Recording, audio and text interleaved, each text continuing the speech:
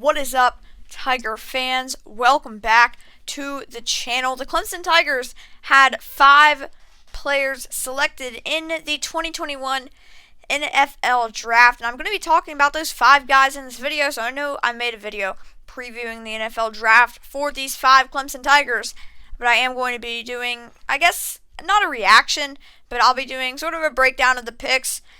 So on my main channel, I have some videos that I'm working on, breaking down every single pick in the draft. So some of these guys I've already addressed. Actually, I've addressed 4 of them: Cornell Powell, Jackson Carman, Travis Etienne, and Trevor Lawrence. So we're going to start on the left side with the 2 first-round picks, who each landed with the Jacksonville Jaguars. So, of course, at number 1, Trevor Lawrence, Clemson quarterback. Trevor Lawrence had an amazing career at Clemson, and ever since January, February, December, November, whenever, somewhere a long, long time ago, we knew that Trevor was going to be the first overall pick. So it's no surprise that the Jaguars selected him at number 1, but there was a surprise when the Jaguars selected Clemson running back Travis Etienne at number 25 overall. So there's a lot of controversy surrounding running backs right now, and their value, I made a video on it about 2 weeks ago on my main channel. The running back value just around the NFL as compared to other positions is really on a decline. So this ETN pick, it's received a lot of backlash just because of taking a running back in the first round. The idea of that just is not very highly thought of by scouts, by analysts. But the Jaguars and Urban Meyer, they saw Travis Etienne with the opportunity to reunite him with his former Clemson teammate in Trevor Lawrence. They took that opportunity. So the Jaguars, they signed James Robinson as an undrafted free agent last year, and he ran for over 1,000 yards, but he's more of a power back. So I think he and Etienne will be a really good combo. They should sort of split touches, and I don't think it was what Jacksonville really needed best. But it should be fun to see Travis back with his college teammate in Trevor Lawrence. I think it's a solid pickup for the Jags. Definitely not the best option, but it has so much upside, especially if James Robinson, for some reason, is not their long-term option at the running back position. Etienne, he's got a super complete game, definitely deserving of going in this range. But Jacksonville, I think they had other positions that they needed to address, but I'm very happy that Etienne ended up as a Jaguar, and I certainly don't dislike the pick. It might sound like it, but I don't dislike the pick. It's just not my favorite pick.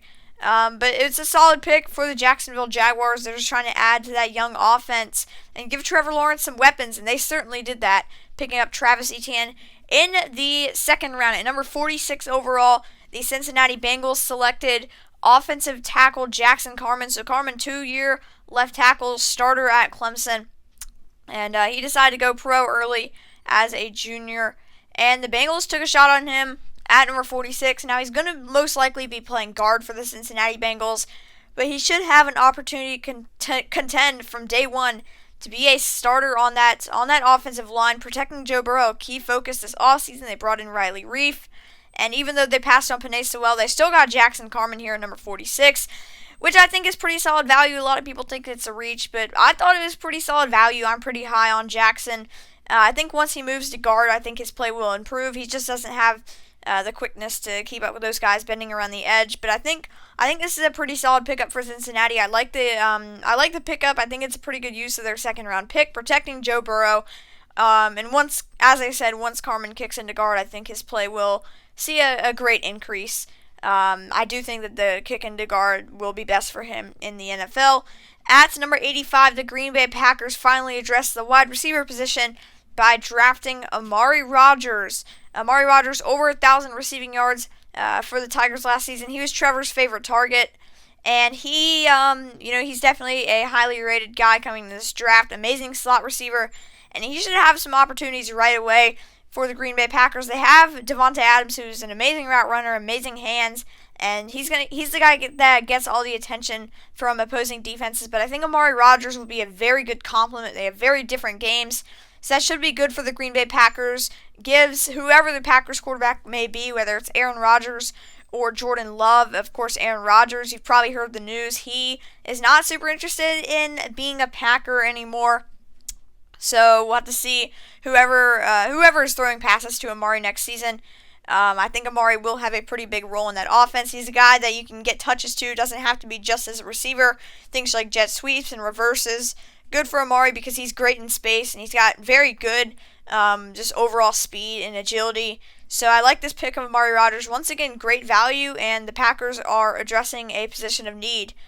At number 181 overall, the final Clemson Tigers selected in the draft. We had to wait a little bit on day 3 for this pick, but we knew we were going to have to wait some. The Kansas City Chiefs selected Cornell Powell, and I love this for the Kansas City Chiefs. So they have all these speedsters. They have Tyreek Hill, McCole Hardman, Demarcus Robinson.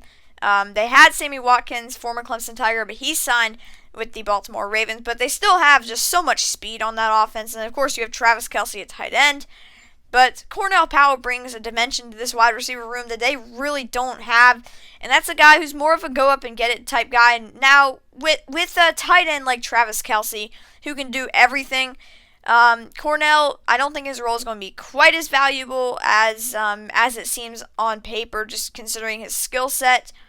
But I think he will get some solid opportunities. He can make plays at the wide receiver position that Tyreek simply can't make. He's under 6 foot, and he's a speed guy. Now, he's not just a speed guy, but that's how he makes his money. He's not a go-up-and-get-it type guy like Cornell. And even though Cornell is only 6 feet tall, he plays like he's 6'2", 6'3". He's a big-time receiver who he loves making plays on the ball, and he's not necessarily fast, but he's not considered slow either. He's fairly fast, has good hands. He's a good route runner, and overall a pretty good prospect coming into this draft. And I think he'll complement Tyreek Hill, Bud Robinson, McCole Hardman. I think he'll complement all those guys nicely. He should have a solid role in the offense from day one. I think they'll look to get him involved maybe early on in his career. But he's certainly not a guy. I think he's a lock to make the roster just because of his fit with the team.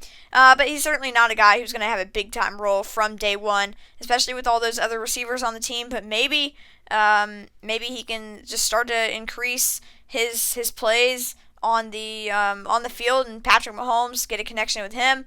And I think Cornell can have a pretty solid career in Kansas City, at least over the first few years of his NFL career. He's a little bit older coming into this draft, so that's certainly a disadvantage of his.